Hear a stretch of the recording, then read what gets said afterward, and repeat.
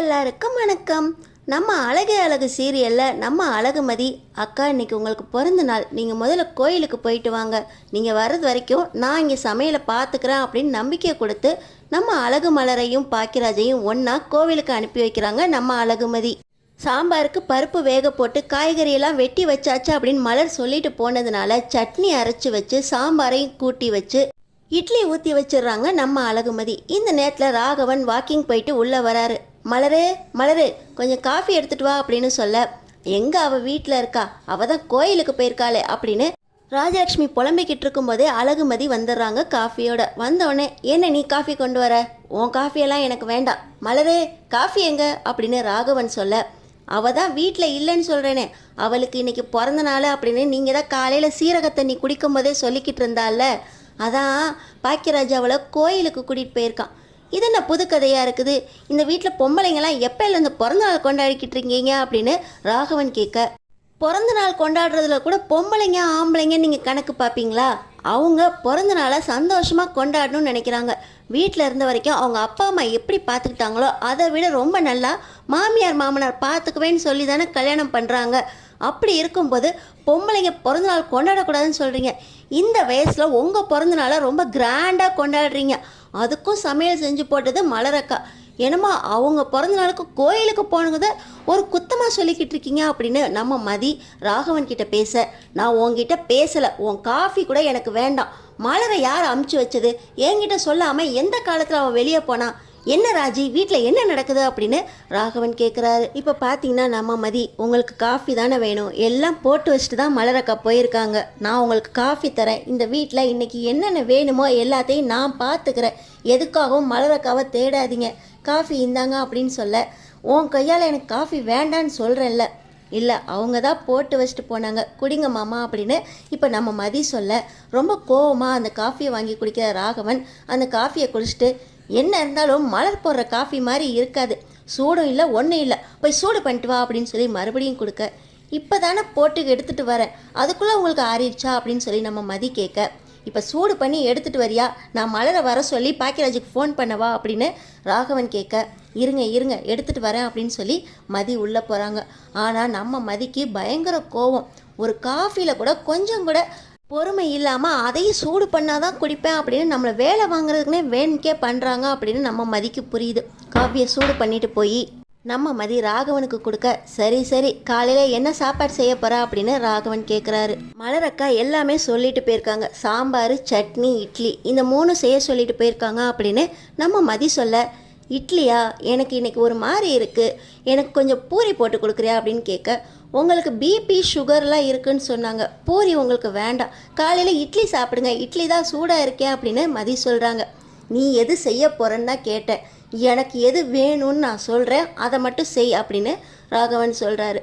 இப்போ ராஜலக்ஷ்மி எனக்கு ஒரு 3 தோசை ஊற்றிரு மதி, அப்படியே சுரேஷுக்கு சப்பாத்தி போட்டுரு, ஸ்ருதி இட்லி சாப்பிடுவா அதோடு சேர்த்து கொஞ்சம் தக்காளி சட்னி அரைச்சி வச்சுரு, சித்துவுக்கு பொங்கல் தான் பிடிக்கும், பொங்கல் ரெடி பண்ணிடு அப்படின்னு ராஜலக்ஷ்மி சொல்கிறாங்க. அக்கா எல்லாத்தையுமே ரெடி பண்ணி கொடுத்துட்டு தான் போயிருக்காங்க, இட்லி சாம்பார் சட்னி சொன்னாங்க, காஃபி ரெடி பண்ணி வச்சுருக்காங்க, இதுக்கு மேலே என்ன வேணும், ஒவ்வொருத்தருக்கும் ஒவ்வொரு டிஷ் செஞ்சுட்டு நானும் வேலைக்கு கிளம்ப முடியாது, நானும் வேலைக்கு கிளம்பணும், மலரக்கா வந்தோடனே எல்லா சாப்பாடும் எல்லாருக்கும் போட்டு கிச்சனை க்ளீன் பண்ணி வச்சுட்டு நான் வேலைக்கு கிளம்புறேன் அப்படின்னு மதி சொல்கிறாங்க. என்ன மலர் இல்லாத குறைய நீ போக்குறேன், எல்லா சமையலையும் நான் பார்த்துக்கிறேன்னு சொல்லிட்டு இப்போ நீ பாட்டுக்கு இது செய்ய முடியாது அது செய்ய முடியாது அப்படின்னு சொல்லிக்கிட்டு இருக்கா அப்படின்னு ராஜலக்ஷ்மி சத்தம் போட்டுக்கிட்டு இருக்கும்போதே தங்கராஜ் வராரு. வாங்க மாப்பிள்ள வாங்க வாங்க உட்காருங்க மாப்பிள்ள, என்ன மாப்பிள்ள காலையிலே வந்திருக்கீங்க அப்படின்னு கேட்க, நேற்று உங்கள் மருமக வீட்டில் விருந்து கொடுத்தாங்கல்ல, அந்த விருந்து எப்படி இருந்துச்சுன்னு இன்னும் என்னால் மறக்க முடியல, அதை பற்றி உங்கள்கிட்ட எல்லாத்தையும் சொல்லிட்டு போனாலும் வந்த அத்தை அப்படின்னு சொல்லி தங்கராஜ் சொல்ல, அப்போ அழகுமதி வராங்க. மாப்பிள்ளை வந்திருக்காரு, போய் அவருக்கு ஹார்லிக்ஸ் போட்டு கொண்டு வா அப்படின்னு ராஜலக்ஷ்மி சொல்கிறாங்க. இல்லைம்மா உன் கையால் எனக்கு வேண்டாம், நீ வேற ஒருத்தவங்கள ஹார்லிக்ஸ் போட்டு கொண்டு வர சொல்ல அப்படின்னு தங்கராஜ் சொல்லிக்கிட்டு இருக்கும்போது அக்கா வெளியே போயிருக்காங்க, அவங்களுக்கு இன்றைக்கி பிறந்த நாள், அதனால் கோயிலுக்கு போனதுனால நான் தான் இருக்கேன், நான் உங்களுக்கு ஹார்லிக்ஸ் போட்டு கொண்டு வரேன் அப்படின்னு மதி சொல்கிறாங்க. நீ தான் இருக்கியா, மலருக்கு பிறந்த நாளா, எந்த நாள்லேருந்து இப்படி பொம்பளைங்கெல்லாம் பிறந்த நாள் கொண்டாட ஆரம்பிச்சிங்க, உங்களுக்கு பிறந்த நாள்னா வீட்டிலே கேசரி கிண்டி சாப்பிட வேண்டியதானே, இதில் எதுக்கு கோயிலுக்கு வெளியெல்லாம் போய்கிட்டு அப்படின்னு சொல்லிக்கிட்டு இருக்க, பொண்ணுங்கள்லாம் பிறந்த நாள் கொண்டாடக்கூடாதுன்னு ஏதாவது சட்டம் இருக்கா, நாங்கள் கோயிலுக்கு தானே போகிறோம். இதை கூட உங்கள்கிட்ட பர்மிஷன் கேட்டு நீங்கள் பர்மிஷன் கொடுத்தா தான் போக முடியுமா? மதி, நீ உள்ளே போய் முதல்ல ஹார்லிக்ஸ் கொண்டு வா. மாப்பிள்ள, அவகிட்ட வாய் கொடுக்க முடியாது மாப்பிள்ள. என்னாச்சு மாப்பிள்ள, இப்படி காலையிலே வந்திருக்கீங்க, ரேவதி வரலையா அப்படின்னு கேட்க, அதெல்லாம் ஒன்றும் இல்லை அத்தை, ரேவதி வீட்டில் தான் இருக்கா. இங்கே சுரேஷை பார்த்து ஒரு பஞ்சாயத்துக்கு கூட்டிகிட்டு போகலான்னு வந்திருக்கேன் அத்தா அப்படின்னு சொல்ல, சுரேஷே மாமா வந்திருக்கார் பாரு அப்படின்னு சொல்லிக்கிட்டு இருக்கும்போதே பாதி சட்டை போட்டதில் அப்படியே ஓடி வராரு சுரேஷ். வாங்க மாமா வாங்க. என்ன மாமா காலையிலே வந்திருக்கீங்க?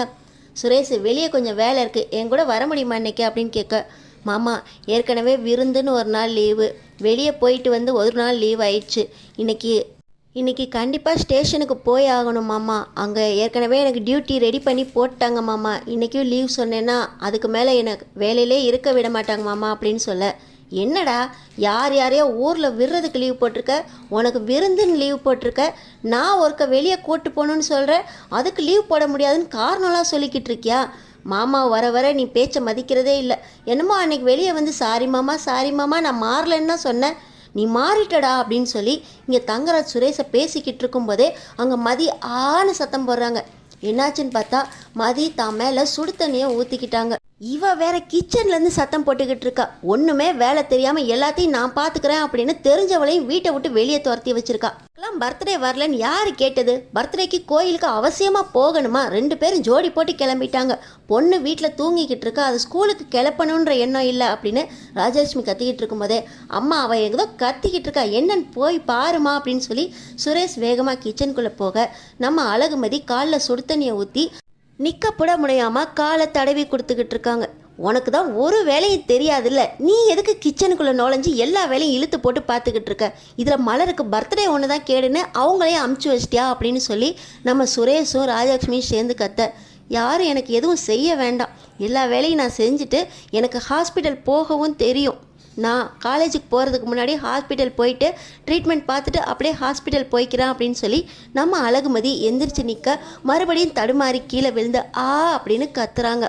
அதான் முடியலன்னு தெரியுதுல்ல, செய்ய வேண்டான்னு சொன்னாலும் நான் செய்கிறேன்னு தெரிஞ்சவங்களே அமுச்சு வச்சாச்சு. காலையில் சாப்பாட்டுக்கு நம்ம வெளியே வாங்கிக்கலாம், நீ எந்திரி, ஹாஸ்பிட்டலுக்காவது கூட்டிகிட்டு போகிறேன் அப்படின்னு சொல்லி நம்ம சுரேஷ் கூப்பிட, டேய் சுரேஷு, இதை தான் அவள் பார்த்துக்கிறேன்னு தானே சொன்னா, நீ மாறிட்டடா சுரேஷா அப்படின்னு சொல்லி தங்கராஜ் சொல்ல, மாமா காலில் சுடு தண்ணியை ஊற்றிக்கிட்டு இருக்கா, இவ்வளோ ஹாஸ்பிட்டல் கூட கூட்டிகிட்டு போகிறதுல நான் மாறிட்டேன்னு சொல்லாமா மாமா? இதுவே ரேவதி அக்காவுக்கு ஏதாவது ஒன்றுன்னா நாங்களும் பதறுவோம், நீங்களும் பதறி ஹாஸ்பிட்டல் கூட்டிகிட்டு போகணுன்னு தானே மாமா நினைப்போம். அதே மாதிரி தான் அவங்க வீட்டாட்களும் நினைப்பாங்க. இந்த நிலைமையில கூட அவன் மேலே பரிதாபம் தான் மாமா வருது. நான் ஹாஸ்பிட்டல் கூட்டிகிட்டு போகிறது அவன் மேலே இருக்க பரிதாபம் தான், அவன் மேலே எனக்கு காதெல்லாம் வரல மாமா. நான் முதல்ல ஹாஸ்பிட்டல் கூட்டிகிட்டு போகிறேன் அப்படின்னு சொல்லி எந்திரி மதி அப்படின்னு சொல்ல அவங்களால எந்திரிக்க முடியல. அப்படின்னோடனே இப்போ நம்ம சுரேஷ் அவங்க ஷோல்டரில் கையை வச்சு, என்னை இறுக்கி பிடிச்சிக்கோ, நான் உன்னை தூக்கிட்டு ஹாஸ்பிட்டலுக்கு போகிறேன், உன் மேலே உள்ள பாசத்துலலாம் தூக்கலை, ஒரு பேஷண்ட் உன் மேலே இருக்க பரிதாபத்தில் தான் தூக்குறேன் அப்படின்னு சொல்லி இப்போ நம்ம சுரேஷ் அழகுமதி மேலே கையை வச்சு அவரோட தோளோட அணைச்சி தூக்கிட்டு போகிறாரு. எனக்கு வேண்டான்னு சொல்கிறேன்ல, என்னை கீழே விடுங்க, நான் எப்படியாவது ஹாஸ்பிட்டல் நானே போய்க்கிறேன் அப்படின்னு நம்ம அழகுமதி சொல்ல, பரவாயில்ல இதுக்கெல்லாம் வேறு வழியில் நீ எனக்கு நன்றி கடன் செலுத்திக்கலாம் அப்படின்னு சொல்லி நம்ம சுரேஷ் அலாக்கா தூக்கிக்கிட்டு ஹாஸ்பிட்டலுக்கு தூக்கிட்டு போக, இப்போ தங்கராஜுக்கு பயங்கர கோவம். அவள் தான் போகிறேன்னு சொல்கிறாள்ல, இந்த வீட்டில் ரொம்ப தான் இடம் கொடுத்துக்கிட்டு இருக்கீங்க பொண்ணுங்களுக்கு. ஒருத்தி என்னன்னா எந்த வேலையும் பார்க்காம பிறந்த நாள்னு கொண்டாடுறதுக்கு போயிருக்கா, இன்னொருத்தி என்னன்னா ஒரு வேலையும் செய்கிறதுக்கு லாய்க்கு இல்லாமல் சுடுதண்ணியை கீழே ஊற்றிட்டு போய்கிட்டு இருக்கா அப்படின்னு சொல்லி ராஜலட்சுமியும் புலம்பிக்கிட்டு இருக்க. கோயிலுக்கு போன நம்ம மலர் சந்தோஷமாக பாக்கியராஜோட வீட்டுக்குள்ளே வராங்க. வாமா பிறந்த நாள்காரி, பிறந்த நாளெல்லாம் முடிஞ்சிருச்சா, கோயிலெலாம் விட்டுருச்சா, கோயிலேருந்து வரியே எங்களுக்கு சாப்பாடுக்கு என்ன செய்வோம், ஒரு ரதி தேவியை விட்டுட்டு போயிருக்கிய, அவள் என்னத்தை செய்வான்னு கொஞ்சம் கூட நினைப்பே இல்லாமல் சந்தோஷமாக ஜோடி போட்டு கிளம்பி போயிட்டுருக்க, வீட்டில் சாப்பிடுவாங்களே பெரியவங்க இருக்காங்களே டயத்துக்கு சாப்பிட வேண்டாம்னு தெரிய வேண்டாம் அப்படின்னு ராஜலட்சுமி புலம்பி தள்ள, அத்தை நான் தான் மதிட்ட எல்லாமே சொல்லிட்டு போயிருந்தேனே, அவள் இட்லி சாம்பார் சட்னிலாம் செஞ்சுருப்பாளே அப்படின்னு சொல்ல, எங்களுக்கு இட்லி வேணும்னு உன்ட்ட யார் சொன்னது, மாமாவுக்கு பூரி வேணுமா, வீட்டில் எனக்கு தோசை வேணும், ஒவ்வொருத்தருக்கும் ஒவ்வொரு ஐட்டம் வேணும்னு தெரியாதா, எனக்கு என்னமோ இன்றைக்கி உனக்கு புதுசாக சொல்லி கொடுக்குற மாதிரி நீ பாடு வெறும் இட்லியை ஊற்றி வச்சுட்டு போகிற, இன்னொருத்தி என்னவோ இவ்வளோ வேலையும் செய்யணுமே நினச்சி வேணுக்கே காலில் சுடுதண்ணியை ஊற்றிக்கிட்டு கத்த ஆரம்பிச்சிட்டா. சுரேஷ் என்னன்னா அவன் பொண்டாட்டியை ஒரு பேஷண்ட்டுன்னு நினச்சி தூக்குறேன்னு சொல்லி அவன் ஹாஸ்பிட்டலுக்கு தூக்கிட்டு போயிட்டான். இப்போ வீட்டு வேலையெல்லாம் யார் பார்க்குறதா அப்படின்னு சொல்லி ராஜலட்சுமி சொல்ல, என்னது மதி காலைல சுடு தண்ணியை ஊற்றிக்கிட்டாளா அப்படின்னு நம்ம மலருக்கு கண்ணில் தண்ணி வந்துடுது. அம்மா நான் போய் அவளை ஹாஸ்பிட்டலில் பார்த்துட்டு வரேன் அப்படின்னு பாக்கியராஜ் மலரை கூட்டிகிட்டு கிளம்ப, வாடாம்மா வீட்டில் யாரும் சமைக்க வேண்டாம், இன்றைக்கி எல்லாருக்கும் வெளியே தானா அப்படின்னு ராஜலக்ஷ்மி ராகவனும் கோவப்பட, அத்தை நீங்கள் வீட்டுக்கு வாங்க அத்தை, ரேவதி சமைச்சோப்பா அப்படின்னு சொல்லி தங்கராஜ் ராகவனையும் ராஜலக்ஷ்மியும் கூப்பிட, அடுத்தடுத்து என்ன நடக்க போகுதுன்னு தெரிஞ்சுக்கிறதுக்கு நம்ம சேனலை சப்ஸ்கிரைப் பண்ணி தொடர்ந்து பாருங்கள்.